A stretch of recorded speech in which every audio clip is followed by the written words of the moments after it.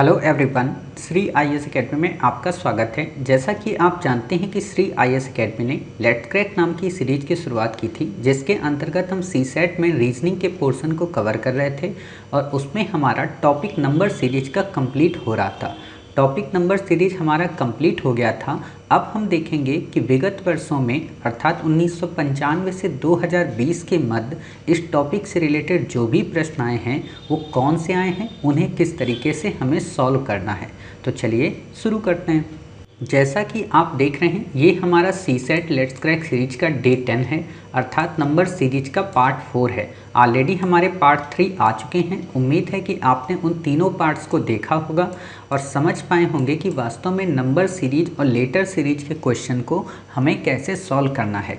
अब इम्पॉर्टेंट बात ये है कि हमने वहाँ पे नंबर सीरीज पढ़ तो ली है, बट यूपीएससी में प्रश्न कैसे आते हैं, उन्हें हमें किस तरीके से सॉल्व करना चाहिए, ये सारी चीज़ें हम अपने इस पार्ट में देखेंगे। तो इस पार्ट को देखने के बाद फिर हम अपने नेक्स्ट पार्ट से नए टॉपिक की शुरुआत करेंगे, जो कि हमारा होगा डायरेक्शन से संबंधित। क्लियर, डिस्टेंस एंड डायरेक्शन, तो उसे हम देखेंगे। बट अभी हम इस टॉपिक को देखते हैं। इस टॉपिक को शुरू करें इससे पहले आप में से जो लोग पहली बार हमारे चैनल से जुड़े हैं, उन्हें ये पता होना चाहिए कि हमने आपकी प्रीलिम्स की तैयारी को हर हाल में कंप्लीट कराने के लिए लेट्स क्रैक नाम की प्रीलिम्स की सीरीज की शुरुआत की है, जिसमें हम आपको प्रीलिम्स लेट्स क्रैक सीरीज पढ़ाते हैं। इसके अंतर्गत हम आपको लगभग 2000 से भी अधिक टॉपिक को कवर कराते हैं। साथ ही current affairs let's crack series के अंतर्गत हम आपको प्रतिदिन लगभग 3 पार्ट के माध्यम से 1 महीने का करंट अफेयर्स भी कंप्लीट कराते हैं। रही बात बैक ईयर की, तो बैक ईयर में किस प्रकार के क्वेश्चन आए हैं, उनको कैसे ट्रिक्स और टैक्टिक्स के माध्यम से सॉल्व करना है, ये सारी चीज़ें भी बताते हैं। रही बात सीसेट में ऑलरेडी आप रीजनिंग के पोर्शन को कवर कर रहे हैं। कॉम्प्रीहेंशन ऑलरेडी हमारा शुरू हो चुका है और बहुत जल्द हमारी मैथ की क्लासेस भी शुरू होंगी। उम्मीद है आपने इन सभी टेस्ट सीरीज का लुत्फ़ उठा रहे होंगे। और आप में से जो लोगों को ना पता हो तो वो हमारे प्रोमो लेक्चर को भी देख सकते हैं। वहाँ पे आप समझ जाएंगे कि इस सीरीज का हमारा मकसद क्या है और इस सीरीज के ज़रिए हम आपको किस तरीके से पढ़ाने की कोशिश करते हैं। तो अब हम शुरू करते हैं अपने आज के टॉपिक को। आज के टॉपिक को हम शुरू करें तो आपको पता होना चाहिए कि आज का टॉपिक काफ़ी इम्पॉर्टेंट है। मतलब आज से हमारा 2018 में आए हुए प्रश्न को सॉल्व करना है। तो देखते हैं ये प्रश्न है कैसा। काफ़ी अच्छा प्रश्न है। अच्छा दो कारण से। कारण इसी प्रश्न को यूपीएससी ने 2018 वाले प्रश्न को 1998 के बैक ईयर में पूछ लिया था और उसने इसी प्रश्न को फिर से रिपीट कर दिया। ये प्रश्न वास्तव में आप दो तरीके से सॉल्व कर सकते हैं। एक तो कैलेंडर सीरीज के माध्यम से, दूसरा आप इसे अगले पद अर्थात नंबर सीरीज के माध्यम से इस क्वेश्चन को सॉल्व कर सकते हैं। तो हम यहाँ पे ये देखेंगे इस प्रश्न को सॉल्व करने के लिए नंबर सीरीज का उपयोग कैसे करना चाहिए। काफ़ी सरल है। यहाँ पे बस हम कैलेंडर का थोड़ा सा उपयोग लेंगे, तो वो कहाँ लेंगे अभी हम आपको दिखा देते हैं। तो प्रश्न क्या है, प्रश्न को पढ़ते हैं। प्रश्न है, निम्नलिखित अनुक्रम पर विचार कीजिए। 4/12/1995, 1/1/1996, 29/1/1996, 26/2/1996। आपसे पूछा है कि अगली तारीख कौन सी होगी, अर्थात अगला पद कौन सा होगा। तो सिंपल है, अगर आप ऐसे ही सोचें कि 4 तारीख के बाद से 1 तारीख के मध्य कितने दिन का गैप रहा, 1 से लेके 29 के मध्य कितना गैप रहा, 26 से लेके 29 यानी कि 29 से लेके 26 तक मध्य कितना गैप रहा, और उसी के अनुरूप आप अगले पद को ज्ञात कर सकते हैं। क्लियर। तो देखते हैं हमें इस प्रश्न को कैसे सॉल्व करना चाहिए। तो सबसे पहले आप क्या करेंगे, आप इस प्रश्न को लिख लेंगे। हालांकि आपको लिखने की ज़रूरत तो है नहीं, क्योंकि ऑलरेडी आपने क्वेश्चन लिखा हुआ है। फिर भी आप ऐसे कर सकते हैं 4, 12 और 95। क्लियर। इसका मतलब है चौथा दिन है, 12वां महीना है और 1995 का ईयर है। क्लियर। अब सोच सकते हो इसीलिए 1998 में क्वेश्चन पूछा था इसने। फिर है 1/1/1996। दूसरा क्या है आपका, दूसरा है इसी में आपका 29/1/1996। ठीक है। ये 96 नहीं बन रहा है, क्यों नहीं बन रहा है, एक बार इसको ज़रा सही करते हैं। 96 नाराज़ है क्या हमसे, रुकिए इसको फिर से सही करते हैं। हाँ, 4 12 95 हो गया। दूसरा हमारा क्या था, 1 1 96, क्लियर।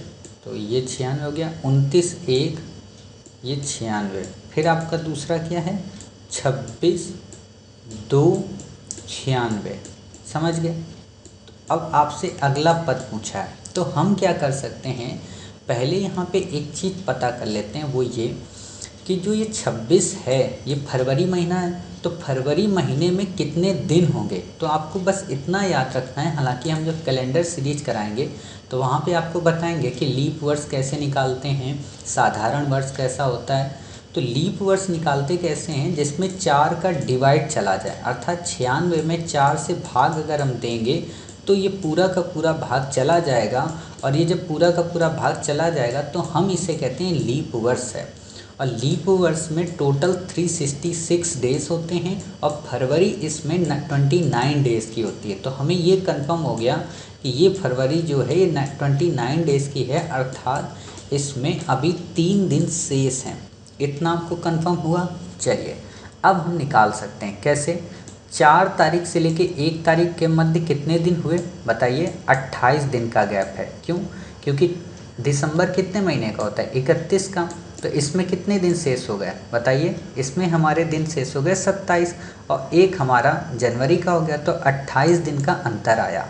फिर 1 तारीख से लेके 29 तारीख के मध्य कितना हो गया, सिंपल सी बात है, 28 दिन का अंतर है। फिर 29 से लेके 26 तक का बताइए, तो जनवरी कितने महीने की होती है बताइए, 31 महीने की। तो 2 दिन तो यहाँ शेष है और 26 ये, अर्थात 28 दिन का यहाँ पे भी अंतर है। अब आप ये इतना क्लियर समझ गए कि सब में 28 दिनों का अंतर है। तो जनवरी से फरवरी जब 28 है तो फरवरी से मार्च भी 28 ही होगा। तो 28 मार्च तक हमें पहुंचना है। अब आप बताइए 28 मार्च तक आपको पहुंचना है।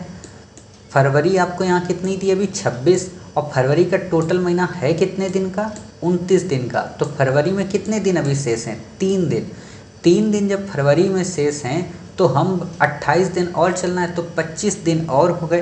तो टोटल कितना हो गया हमारा 25 मार्च, क्लियर। 25/3/1996।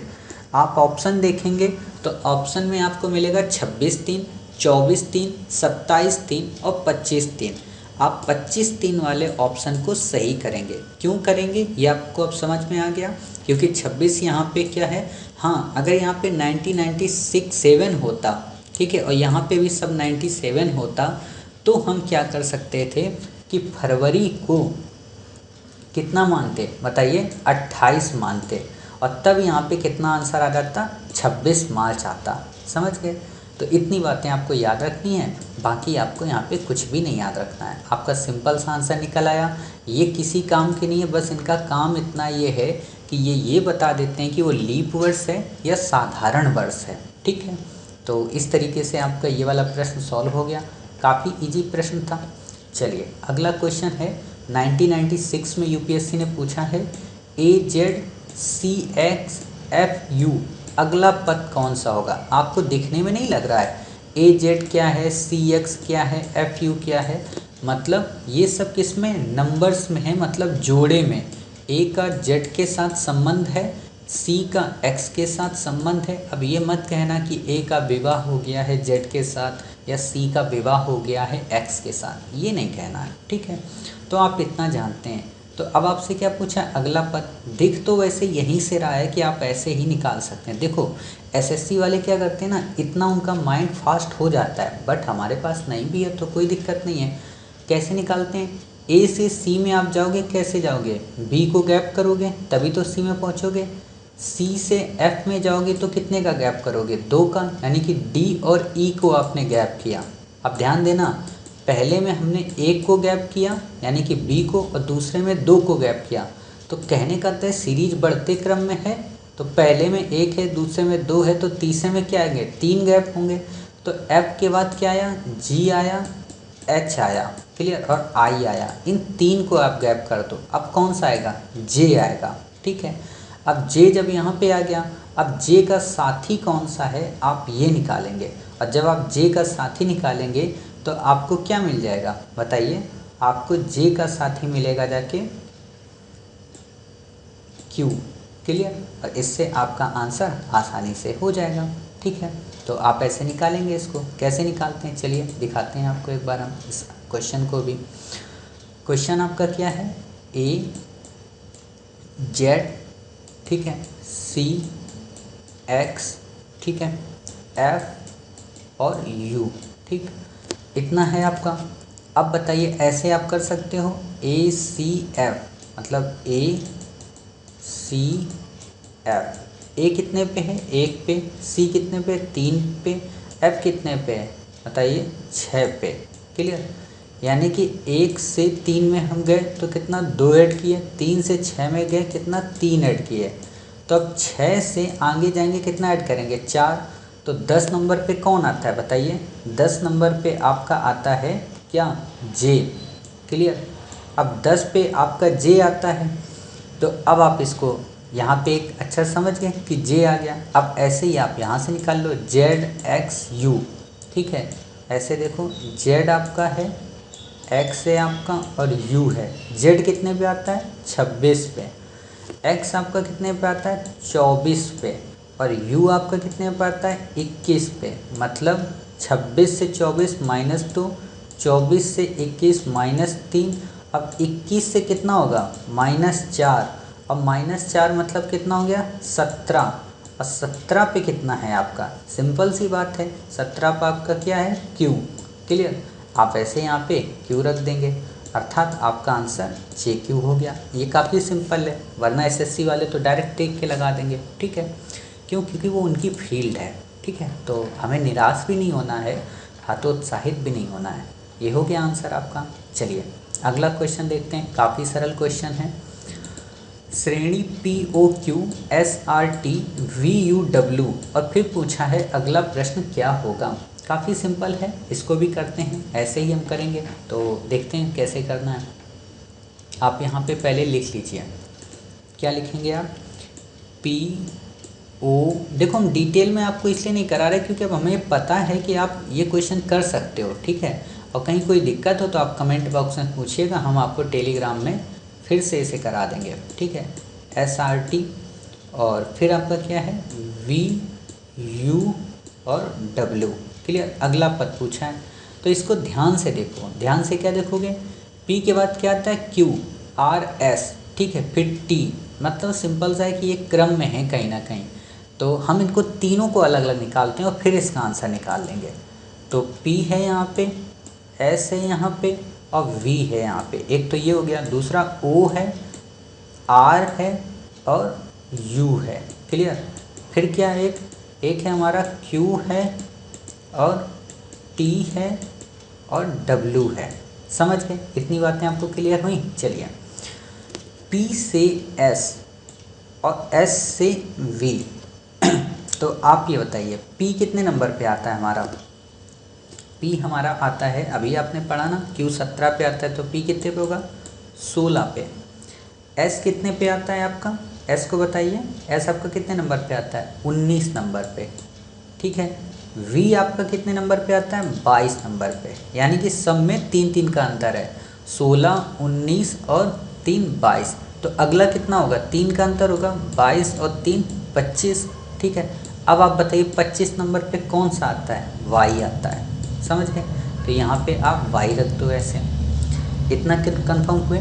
अब इसी को देखो ओ आर वी को, इसको कैसे करना है, ओ कितने नंबर पे आपका आता है, देखो ये सब आप लिखे होगे ना पहले से ABCD, तो वही चीज़ है। ओ कितने पे आता है 15 पे, आर आपका कितने नंबर पे आता है 18 पे, इसमें भी देखो वही बनेगा। अब सोचो 15 ये है 18 है ये, तो यहाँ ये कितना होगा 21 होना चाहिए, तो यू 21 पे आता ही है।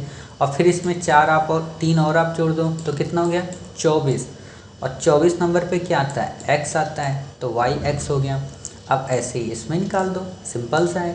क्यू कितने नंबर पे आता है भाई, अभी पढ़ा है 17 नंबर पे।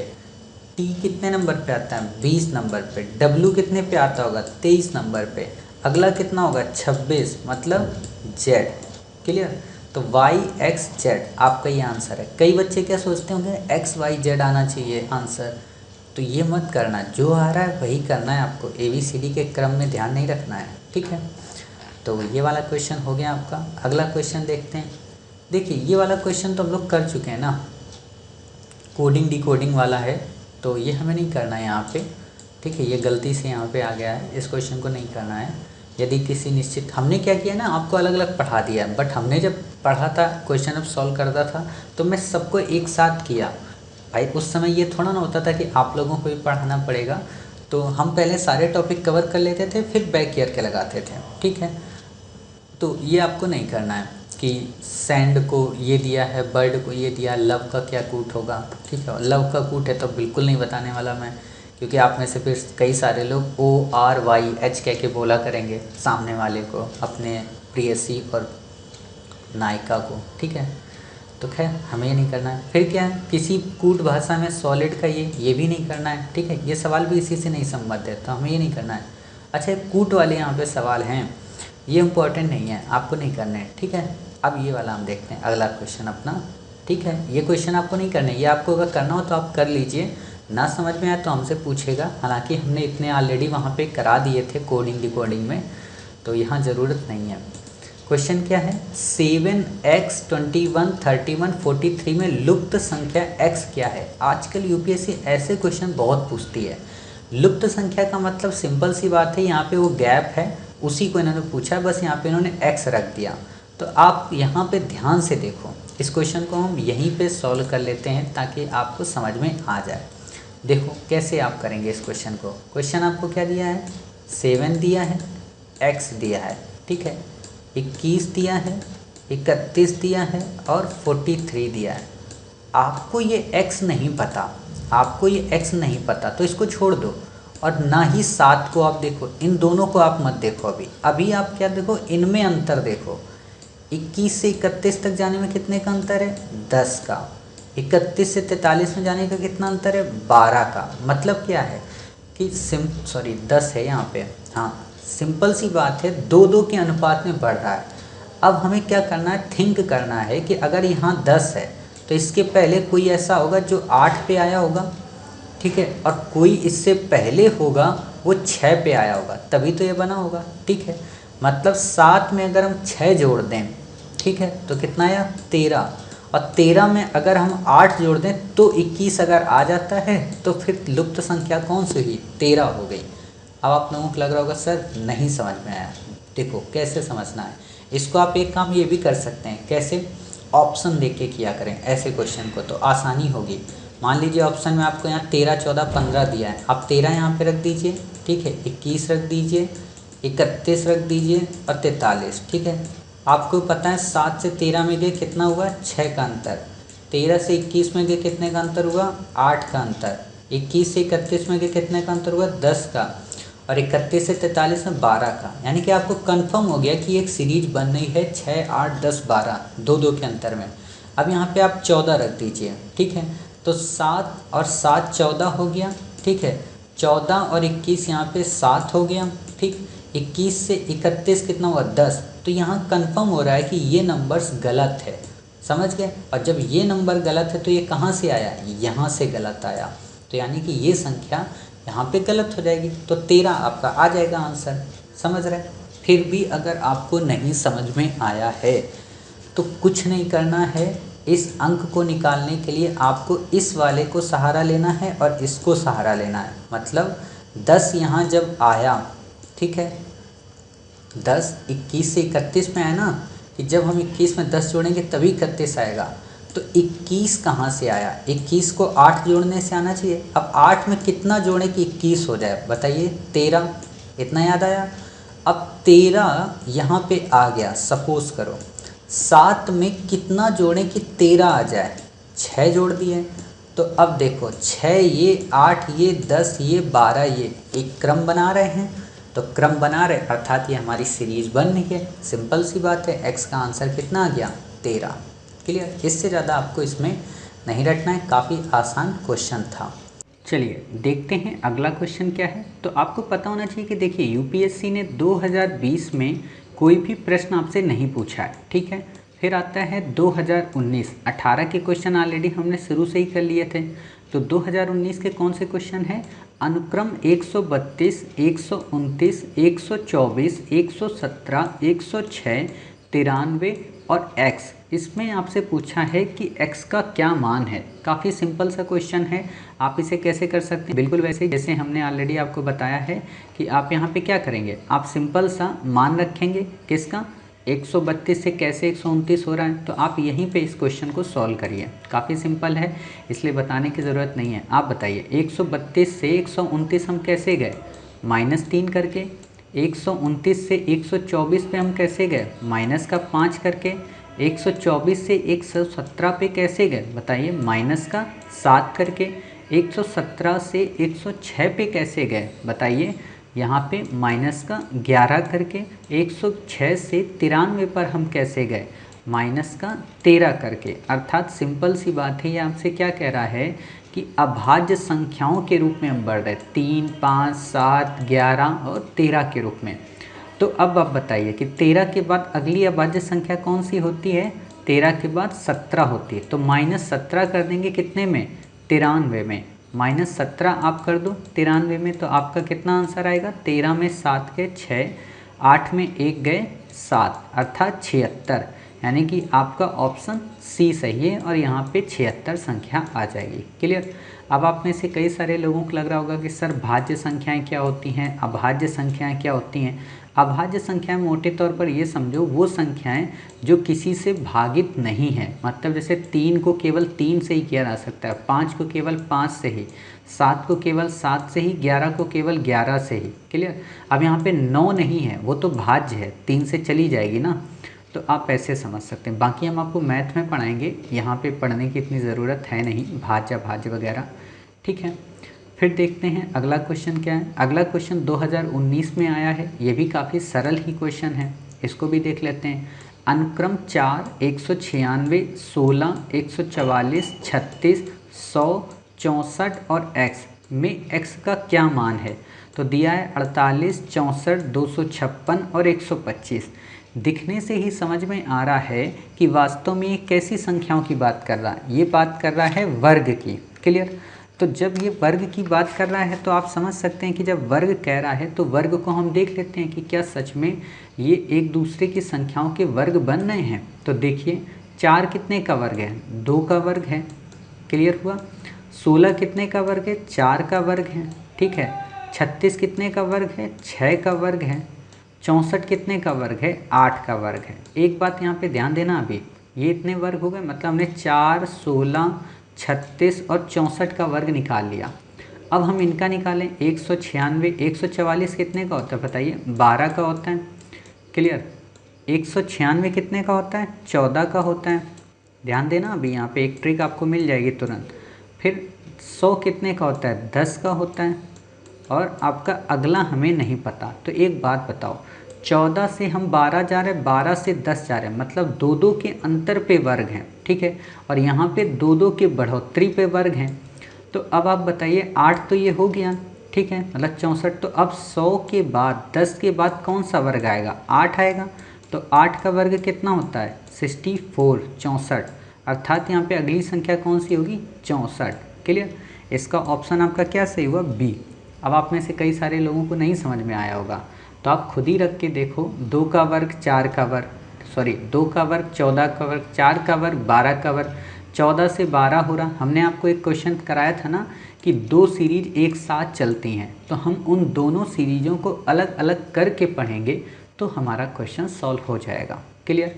तो ये वाला क्वेश्चन आपको समझ में आया। चलिए अब हम देखते हैं अपना अगला क्वेश्चन। 2018 में जो आया था वो हमने आपको करा दिया। 2017 में कोई प्रश्न नहीं पूछा गया, 16 में भी कोई क्वेश्चन आपसे नहीं पूछा गया। क्लियर। 2015 में जो आया था वो भी हमने आपको करा ही दिया है। 2014 में भी नहीं आया, 13 में भी नहीं आया, 12 में भी नहीं आया और 2011 में भी नहीं आया। क्लियर। तो इस तरीके से आपने देखा कि हमने आपको सभी क्वेश्चन करा दिए। यूपीएससी ने आपसे इस पे क्वेश्चन नहीं पूछा है। समझ गए। उम्मीद है आपको ये चीज़ें समझ में आई होंगी। तो फिर मिलते हैं हम अपने अगले पार्ट में, अर्थात अगले यानी कि डे 11 में हम देखेंगे अपने नए टॉपिक को। नया टॉपिक हमारा क्या होगा, direction and distance. Most important है, अधिकांशतः क्वेश्चन आपसे इसमें पूछा जाता है दिशा और दूरी को लेकर, तो इसको भी बिल्कुल हम अपने प्रीवियस पार्ट की तरह करेंगे। अर्थात आपने देख लिया है कि हमने आपको रीजनिंग में ब्लड एंड रिलेशन कंप्लीट करा दिया, क्लियर, कोडिंग एंड डिकोडिंग करा दिया, नंबर सीरीज करा दिया, यानी कि 3 टॉपिक हमने आपको मोटे तौर पर कंप्लीट करा दिए हैं। अब हम अपने चौथे टॉपिक की ओर बढ़ेंगे। तो मिलते हैं अपने अगले पार्ट में, तब तक अपना ख्याल रखिए और स्वस्थ रहिए।